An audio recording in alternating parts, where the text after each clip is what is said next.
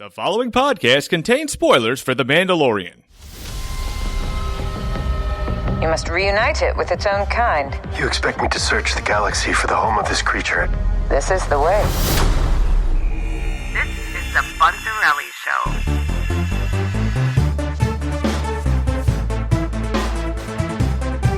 Continuing our following of the exciting Season 2 of The Mandalorian, we're going to go right back into Chapter 10, The Passenger. Joining me once again, coming along on this journey where we follow The Mandalorian, Khiim's back on the show. Khiim, great having you, buddy. Thanks for being here. Hey, no problem. How you doing, everybody? So what were your first thoughts watching The Mandalorian? What was your impression of it? Honestly, this episode, it was fun, you know? It was fun.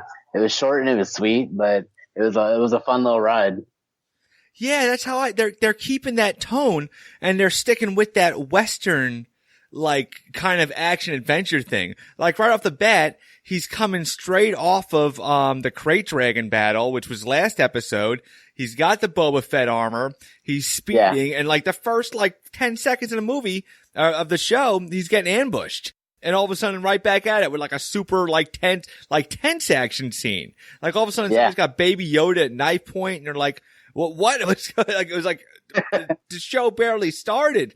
And, we're already in this. And it was just, he pulls that move with the jetpack, and it was awesome. And it's a tribute to Pedro Pascal, cause I tell you, a lot of the, to having to work in that outfit and not having to be able to make the facial expressions, and for him just I think he overcompensates with his body, which he kind of has to do, but the head tilts and just a lot of the more animated movement makes up for the lack of seeing the face. But because we don't ever, we've seen his face once, but other than that, we're just looking at a helmet, and still they able, between writing and his acting, they capture a lot. You could see the look in his helmet that he's worried.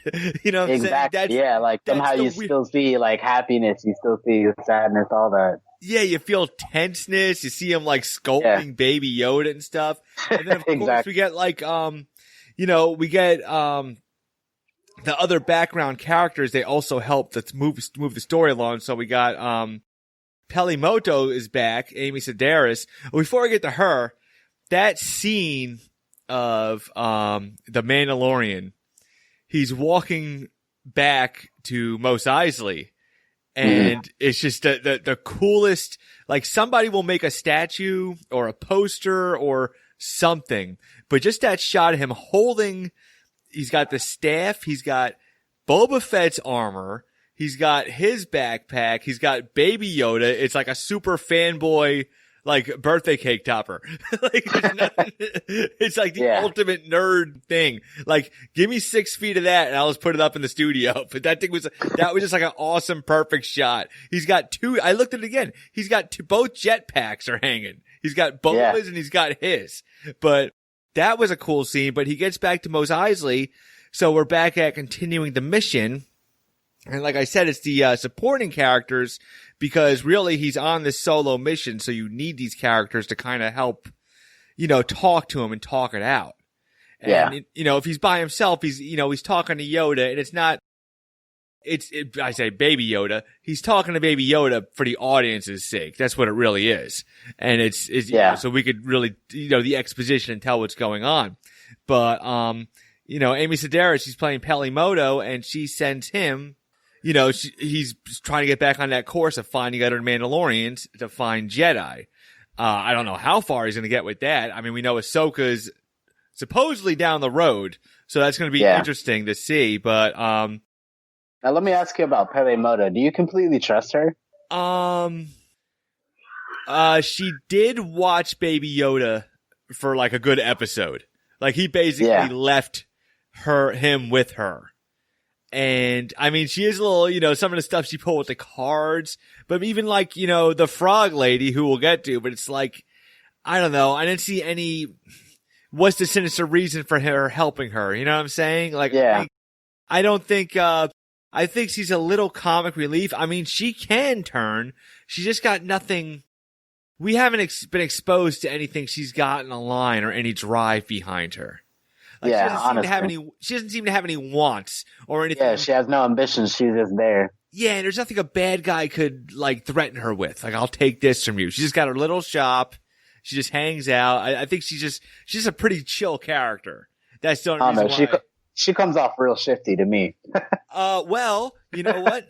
Now that you mentioned something, I could see Boba Fett shaking her down. Okay.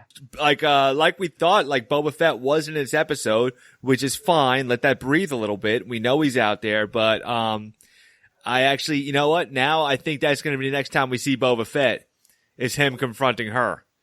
You think so? Yeah, finding out what the deal. I don't really know what his, motivations or ambitions are going to be, because like, okay, so when the Mandalorian first got ambushed, one of those characters was pretty masked up. Not the one that held Baby Yoda captive, but the other character was pretty like almost Sand People masked up. Like you couldn't tell what was under that mask. For a split second I thought that was gonna be Boba Fett. Okay. Like he was just like, all right, I'm giving my stuff, you know. but it didn't really pan out to that. So it's just kind of, it's still curious why Boba's keeping such a distance. You know what I'm saying? I don't know if it's because he doesn't have his armor, or maybe he doesn't know the Mandalorian has his armor. You know, just because he's watching from far away something big happen doesn't mean he necessarily knows the Mandalorian has his armor. So I would assume that he saw them both just jetpack and fly around and fight this dragon. Yeah, I guess that would catch you. Yeah, okay, yeah. It's also the dragon that almost ate you, if we're going with that theory. So yeah, I guess he might have noticed that.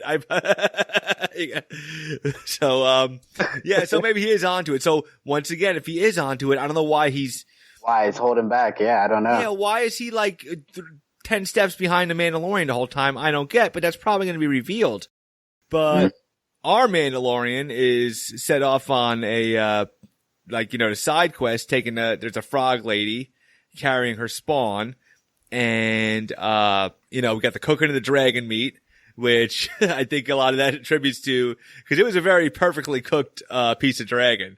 And I think a lot of that comes with Jon Favreau, because I was like, how do you cook something like that mid-rare? But I think it was, like a slow roasted prime rib. I watched it again. I'm like, oh, I see what they're doing.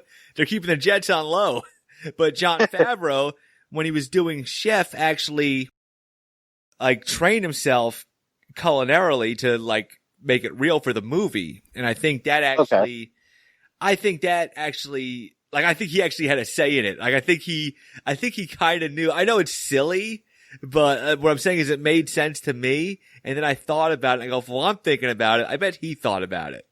Yeah. Because he basically directed and made it. It's just a neat little tidbit. Yeah.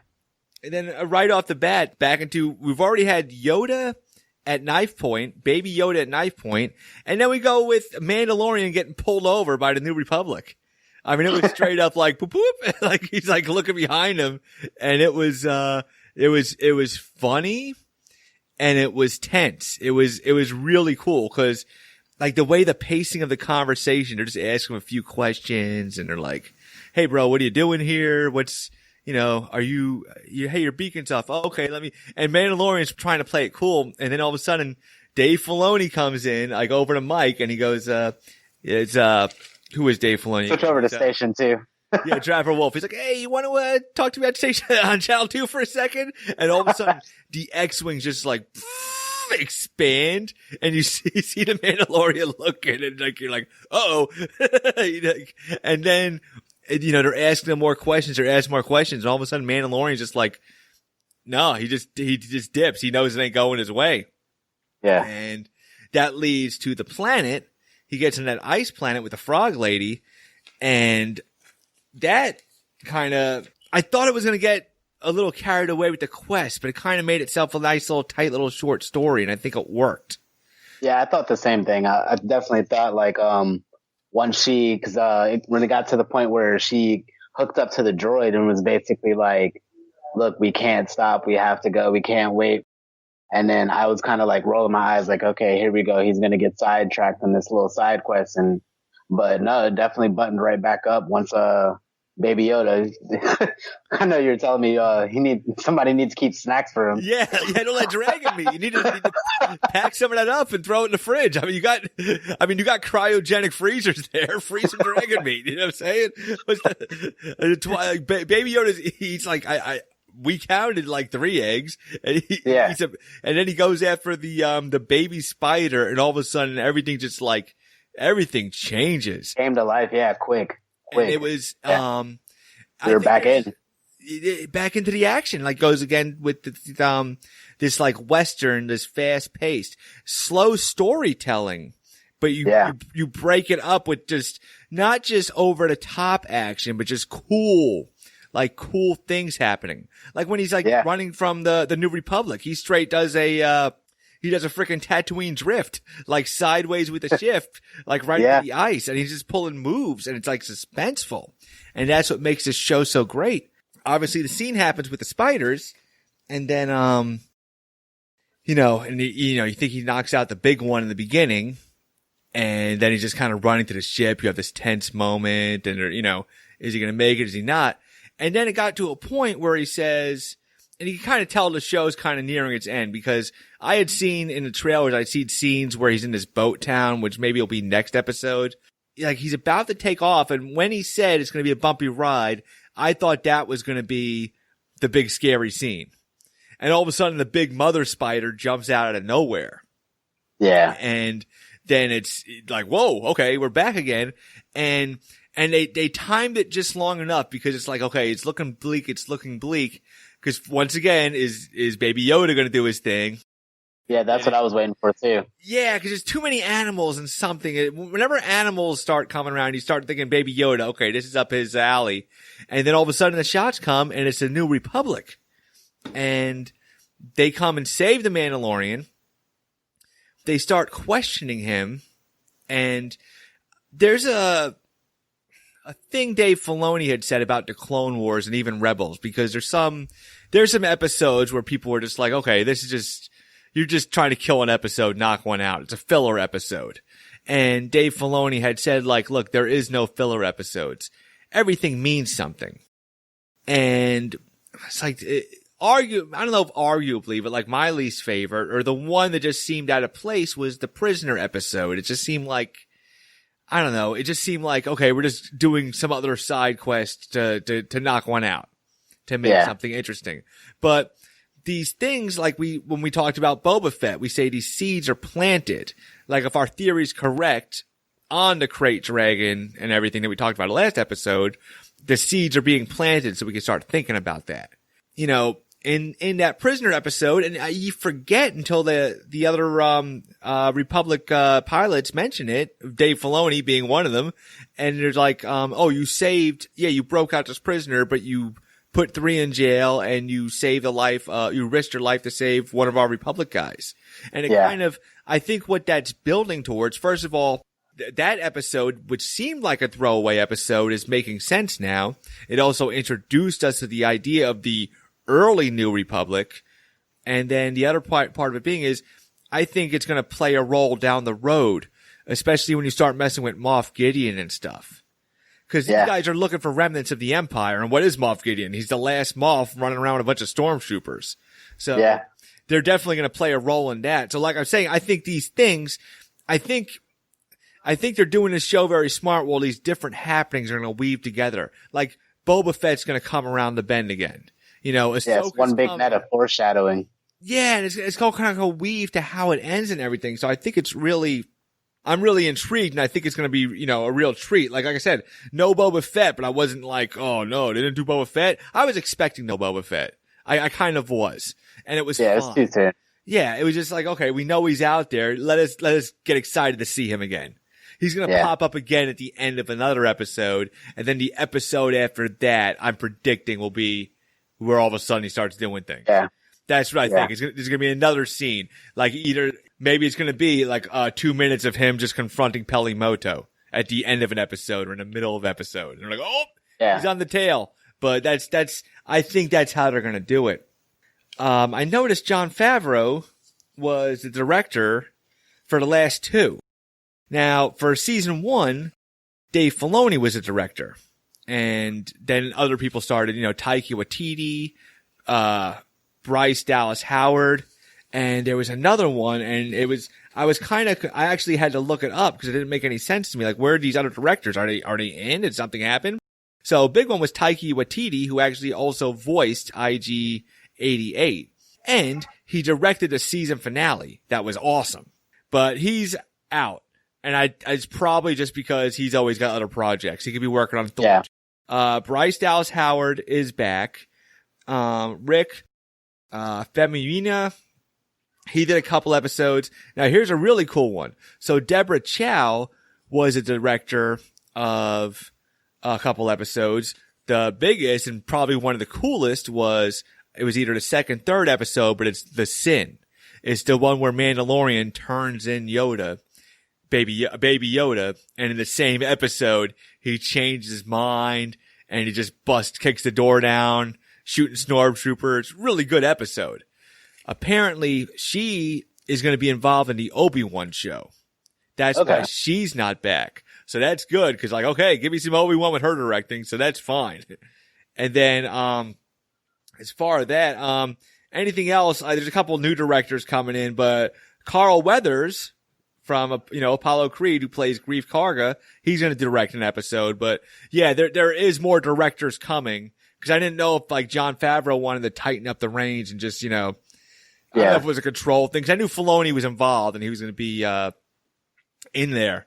But at least we know they're gonna. It's kind of neat with the directors, because they kind of change the tone or just a different different take on it. Yeah, there's different styles and everything. Yeah, because it's the storyboard is the same. I believe there was an outline, and there was an outline for season 1, but just having a visual difference, just the way you're telling the story or shooting the story. That's kind of cool. Yeah. I think that really spiced up a lot of The Mandalorian, because even Bryce Dallas Howard, Ron Howard's daughter, but she directed the episode where the it was the AT&T Walker, and trying to get the villagers to fight it.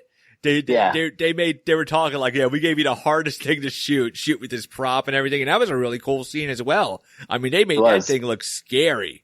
And this thing, that thing's been around for 40 years. And all of a sudden it's wow, the smallest little walker, and all of a sudden it looks menacing as hell. So hats off to that. But, I think there's good things going on with this season, and I'm excited to see what comes down the road. Excited for next episode, so I don't even know what it's going to be, and I'm fine with that, because everything's a surprise these days. So yeah, it's cool. It's fresh. You're not waiting to see something or see a mystery solved. It's just every episode is just new, fun stuff coming at. So, we'll be doing this again next week, and I'm really enjoying, doing these shows and covering this season. So Khiim, thanks again for being a part of this. Thank you. No problem. We'll see you guys again next week.